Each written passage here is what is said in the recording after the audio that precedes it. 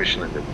So దానివల్ల వాళ్ళకి ఫాస్ట్గా ఇది అవుతుంది. తర్వాత వాళ్ళు ఓ పర్టికులర్ ఏరియాలో ఫోకస్ పెట్టడానికి అవకాశం ఉంది. అంటే వాళ్ళు ఒక లేఅవుట్ వేయటమా లేదంటే ఒక కన్స్ట్రక్షన్ చేయటం అనేది వాళ్ళ పని కాబట్టి మార్కెటింగ్ మనలాంటి ఈ గ్రూప్ ఆఫ్ అసోసియేట్స్ ఉన్న దీని దగ్గర వాళ్ళు కనుక డిపెండ్ అయితే కనుక మనం ఫాస్ట్ గా క్లోజ్ చేయడానికి అవకాశం ఉంటుంది కాబట్టి కంపెనీస్ కి అదొక ఇది.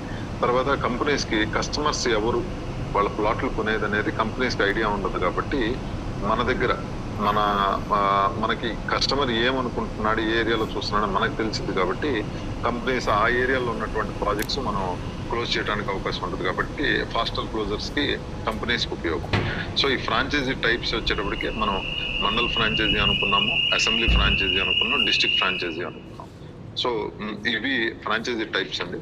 సో వీళ్ళకి డ్యూటీస్ ఏంటి అంటే ఆ మండలంలో జరిగేటువంటి ప్రాపర్టీస్ వాటన్నిటిని కూడా గ్యాదర్ చేయటం, ఆ మండలం సంబంధించినటువంటి అసోసియేట్స్ తో టచ్ లో ఉండటం, తర్వాత అక్కడ ఏమైతే వెంచర్స్ చేస్తున్నారో వాటన్నిటిని ఐడెంటిఫై చేయటము, ఆ ప్రైసెస్ తెలుసుకోవటము. మనం డైరెక్ట్ గా వాళ్ళతో కమ్యూనికేట్ చేయాల్సిన అవసరం లేదు. ఆ కమ్యూనికేట్ చేసేది మనకు ఒక టైప్ టీమ్స్ ఉంటాయి, వాళ్ళు దాన్ని ప్రాసెస్ చేస్తారు. అదేవిధంగా అసెంబ్లీ నియోజకవర్గంలో జరిగే డెవలప్మెంటల్ యాక్టివిటీస్, అక్కడ ఎక్కడ వెంచర్స్ వస్తున్నాయి ఏంటి అనేది, అక్కడ ప్రాపర్టీస్ గ్యాదర్ చేయడం, ఇవన్నీ కూడా డిస్ట్రిక్ట్ ఫ్రాంచైజీకి వచ్చేప్పటికే చాలా లిమిటెడ్ రోల్ ఉంటుంది కానీ చాలా పెద్ద రెస్పాన్సిబిలిటీ. ఏంటంటే వీళ్ళకి ఆఫీస్ అవసరం లేనప్పటికీ కూడా ఎవరైతే mandal franchisee, division franchisees, ward franchisees ఉంటాయో వాళ్ళతో కోఆర్డినేట్ చేసుకొని వాళ్ళకి ఏం సపోర్ట్ కావాలనేది తెలుసుకొని ఒక పెద్దన్నలాగా డిస్ట్రిక్ట్ ఫ్రాంచైజీస్ ఉంటారు. So mandal franchisees, assembly franchisees company side నుంచి ఏం సపోర్ట్ కావాలో, వాళ్ళకి ఎటువంటి ఇన్ఫర్మేషన్ కావాలో, ఎటువంటి బ్రోచర్స్ కావాలనేది వాళ్ళు చూసుకొని కంపెనీకి తెలియజేయటం, వాళ్ళకి వీళ్ళకి ఒక మిడిల్ మెన్ గా ఉంటాం అనేది. తర్వాత ఈ ప్రాసెస్ ఎలా జరుగుతుంది అంటే ఈ ఫ్రాంచైజీస్ కి ఫైనాన్షియల్ ఏ రకంగా ఉపయోగం ఉంటుందంటే వాళ్ళకి ఒక 50,000 పెట్టి ఒక ఫ్రాంచైజీ, తర్వాత మండల్ ఫ్రాంచైజీ కానీ డివిజన్ ఫ్రాంచైజీ కానీ ఒక 50,000 అండి. December 1st నుంచి కూడా ఇవన్నీ ఎన్హాన్స్ అవుతున్నాయి.